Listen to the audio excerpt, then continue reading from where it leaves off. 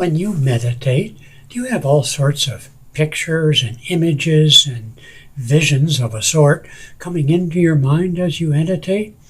Well, this young fellow did from India, wrote, and he was a fairly beginning meditator, only 2 months. He was having all this interesting things going on in his head while he meditated. And he naturally wanted to know, well, what's going on here? Is this what's supposed to happen? Am I, he didn't ask this, but the underlying question with such things is often, am I really that spiritual? And the answer is probably not. And because when you first start meditating, or maybe when you're having a meditation and you've been ill or agitated, emotionally upset, it's so hard to bring the monkey mind to heal and to focus and be one-pointed that the subconscious just is running the show, and it literally is a show.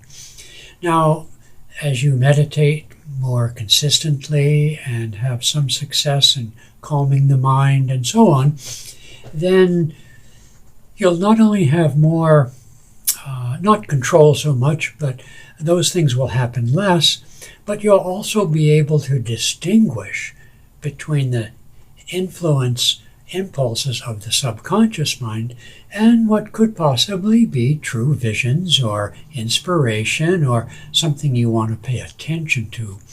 Because with words, it's difficult to really say what is this and what is that.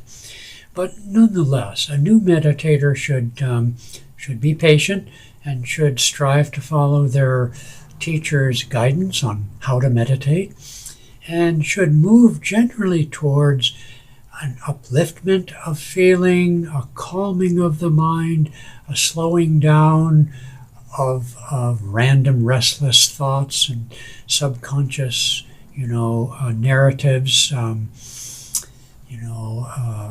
the mind just sort of chatters, there's a word for it, and I just forgot that word. But generally speaking, and speaking in this sort of overarching sense, we should be cautious, maybe not suspicious, but cautious of things that happen in meditation that we might be tempted to say, oh, wow. Nothing wrong with things that happen in meditation, and some of them really are, oh, wow. But we should keep our center. In other words, our response to what goes on in meditation should be meditative. It should be calm, focused, and not reactive. Now, something wow really happens, you're going to say wow, but then, regain your composure. And as Jesus Christ said, test the spirits to see if they are of God. Because one of the accusations Christians, and I suppose others might make against meditation, is it's of the devil. As far as I'm concerned, the devil for most of us is our subconscious. Very few people can really claim to have met the devil. Great saints, perhaps, but that's a different story. In any case, we should be, steady as she goes in our meditation, not have the expectation of, oh, wow, kinds of things. I'm not saying entering cosmic consciousness should be off the chart of what we'd like to have happen, but we're not going to get there by fussing over it and trying to imagine it and so forth. I will say that creative visualizations and images that you create that resonate with higher consciousness are extremely valuable, but that's not today's subject. Today's subject are those things that come to us unbidden, unsought for, and so forth. How to distinguish them from the higher mind, from the superconscious mind, from the soul speaking to you. And there are different qualities.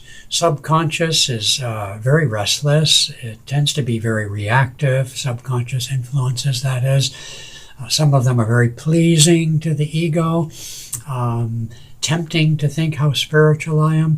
Whereas soul inspirations are going to be very calm. If there's colors involved, they will be clear colors, pure colors, not muddy colors, and images that will tend to have power and staying power in terms of what you see. The feeling from them is is calming, not exciting, and uplifting and expansive. Again, you can't completely define these things, but you can get a sense for it. So be even-minded and cheerful, even in meditation. Don't have unrealistic expectations of results. Just be here now. All right.